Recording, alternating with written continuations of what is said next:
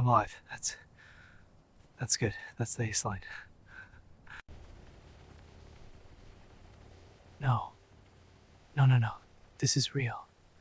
This is actually real.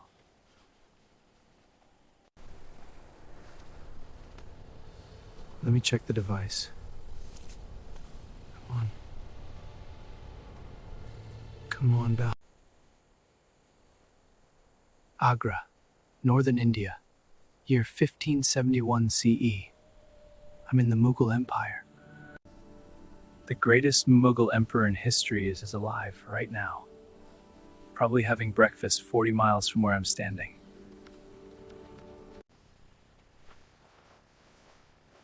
I brought a shalwar kameez. I speak 40 words of Braj Basha. This is going to be totally fine.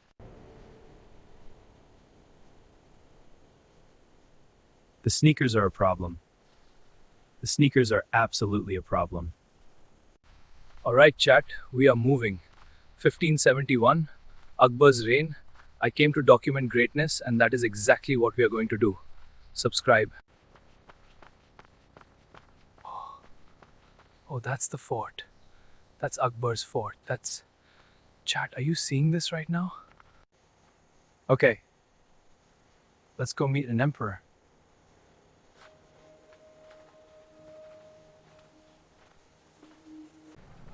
I joined a caravan. Safest way to move without looking suspicious. Nobody questions a man walking with merchants. Okay, so I joined a camel caravan. Nobody questioned me. Apparently in 1571, a guy with a black box is less suspicious than I thought. That merchant has been walking since before sunrise. Probably carrying silk from Surat going to the fort market. This is just a Tuesday for him.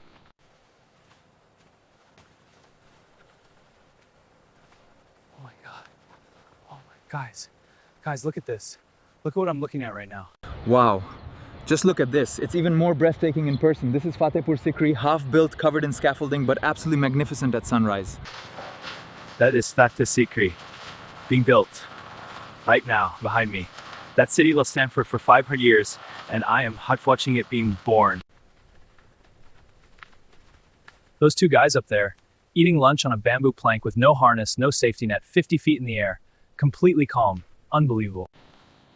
I keep looking at my sneakers and having a small panic attack. Nobody has said anything yet.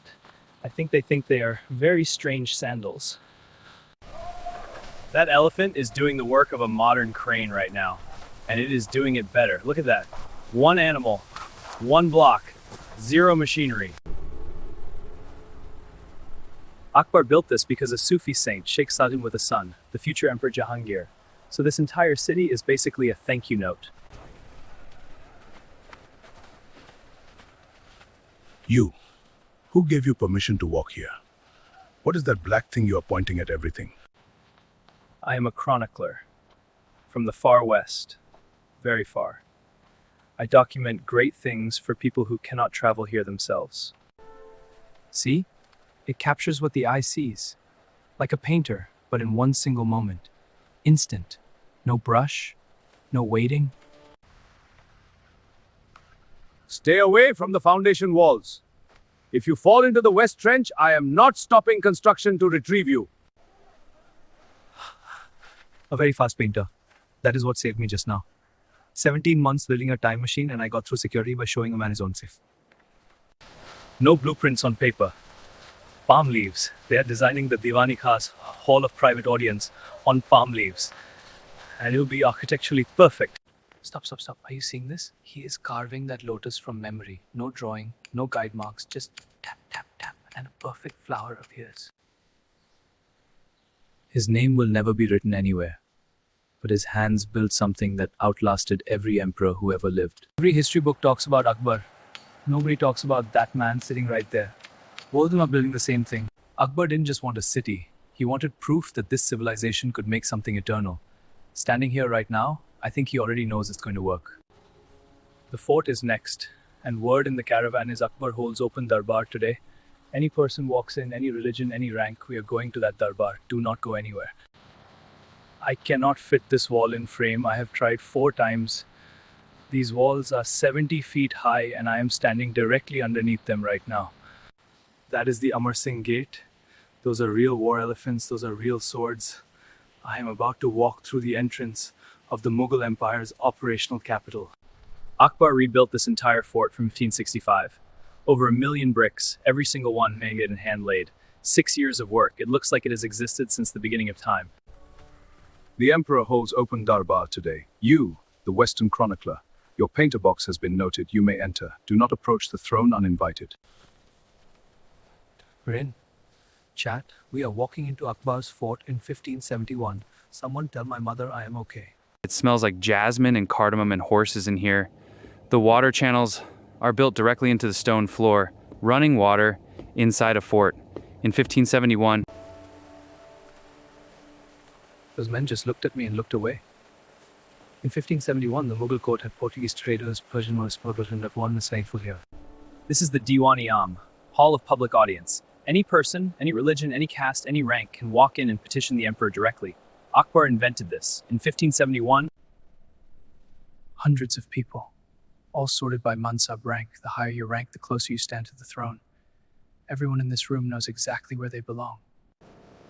It is extremely hot in here with 500 people. My glasses keep fogging. If I am about to meet Akbar, I need to be able to actually see him. His Imperial Majesty, Congar of the Faith, Jalaluddin Muhammad Akbar. Guys, that's him.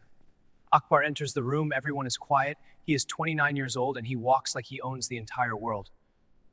Which he basically does. He just looked at the camera. He looked directly at the camera. I do not think he knows what it is, but he noticed it. He notices everything. Okay. Petitions are starting. I am going to film as much of this as I can without getting them removed from the building.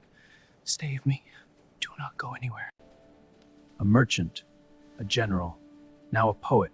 And Akbar just leaned forward for the poet. He leaned forward. This man runs an empire and he leans forward for a poem. Akbar cannot read. He is illiterate his entire life. But he has the entire Mahabharata, the Bible, the Quran read aloud to him. He debates theology with every scholar he meets. The Emperor wishes to examine your painter box. Perform the Cornish. Not speak until spoken to. Akbar wants to see the camera. I have been in this Darbaar for 11 minutes and the Emperor wants to see my camera. This is either the best thing that has ever happened or the last thing that... I am walking toward the throne of the Mughal Emperor in white sneakers. There is nothing I can do about this now. We are committed. We are fully committed. You come from the West. Farther than Persia, I think. You carry something no traveler who has ever come to my court has carried before. I am standing 10 feet from Akbar. He is real. He is an actual person and he is looking right at me and I have completely forgotten everything I planned to say. You come from the West. Farther than Persia, I think. Your words carry a strange shape. Where exactly do you come from, chronicler? Bach, I come from very far west. Beyond the sea, beyond Portugal. I'm a chronicler of great things. I travel only to document greatness. A chronicler who documents with a black box rather than ink and paper. My court scribes have argued all morning about what manner of device this is. Tell me yourself. Bacha, this device captures light. The way your eye sees a moment, this box holds that moment. Permanently. The image does not fade, it does not change, it stays exactly as it was. Show me. Let this box capture something in this room. Show me what it holds afterward. I want to see what this device considers worth keeping. I am going to show him the hall. His own Darbaar. I want him to see it the way the camera sees it, not the way an emperor sees it. Bacha, this is your Darbaar. Captured 30 seconds ago. Exactly as it was. Exactly as it is. It moves. The image inside the box, it moves as it was moving. This is not a painting, but a paint is what he said captures what actually happened, not what a man chooses to remember. In 10 seconds, he understood the difference between photography and painting better than most people do today. You said you traveled here to document greatness. You have seen my construction at Fatehpur this morning. What does your box say is for great? I saw a man carving lotus in sandstone this morning. No guy, I met him. That's what the box says is great, not the wall. I'm carving it. A chronicler who notices the hand rather than the wall. That is either very wise or very foolish. I have not yet decided which. He smiled. Akbar smiled. Do you understand what just happened? Akbar smiled at something I said. You will stay for the afternoon meal. Afterward, you will show my court scholars this device and answer their questions honestly. A man who travels this far to find greatness. The chronicler is deeply honored, Badshah. Akbar just invited me to lunch. I am having lunch with Akbar. He is already on the next thing. That is what 30 years of ruling looks like. You give someone your complete attention for 5 minutes and then it is done and you move forward. Every history book frames Akbar as a symbol, as a monument. He is a person, a specific, sharp, curious, alive person who's understood the difference between afraid in 10 seconds flat. I am being taken somewhere. I do not know where. The attendant has not explained. In 1571, you do not ask the emperor's attendant where you are going. You simply go. Akbar told me to chronicle this well. He said, tell whoever receives your chronicle that Hindustan in this age is not a place of darkness. It is a place of light. I am going to make sure you hear that. Okay. The attendant handed me to this lady in waiting 10 seconds ago. She has not looked back once. I am following her deeper into the fort and I have no idea where we are going. That is a garden inside the fort. She is taking me into a garden inside the Red Fort. I can smell jasmine from here. This is the Zenana, the women's quarter. I am one of the only men ever permitted even this far into this space. I need you to see what I am seeing right now. That woman is writing while the other speaks. She is taking notes. In a garden, in a fort, in 1571. Someone tell me again that this era was backwards. She stopped. That means someone is coming. The lady in waiting just straightened up completely, which means whoever is coming is... That is Mariam-uz-Zamani, Akbar's Rajput queen. The Emperor says your painter box captures what the eye sees.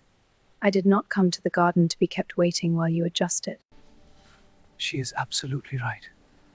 Queen, forgive me. Let me show you. This was this morning, Queen. At Fatehpur. One of the craftsmen building the Emperor's city.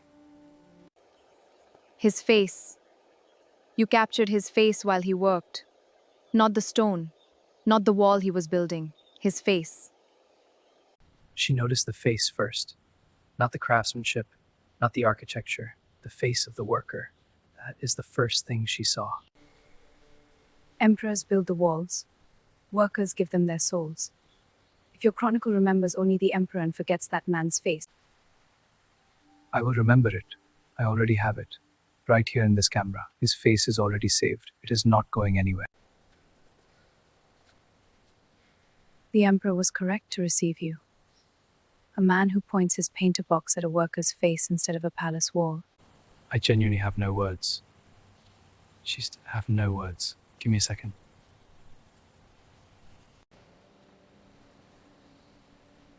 She just served me kahwa, spiced tea, in a cup in the Zenana garden of the Mughal Emperor's queen. This is the most surreal cup of tea in the history of human. Tell me something, Western chronicler. In your land, do women study? Do they read?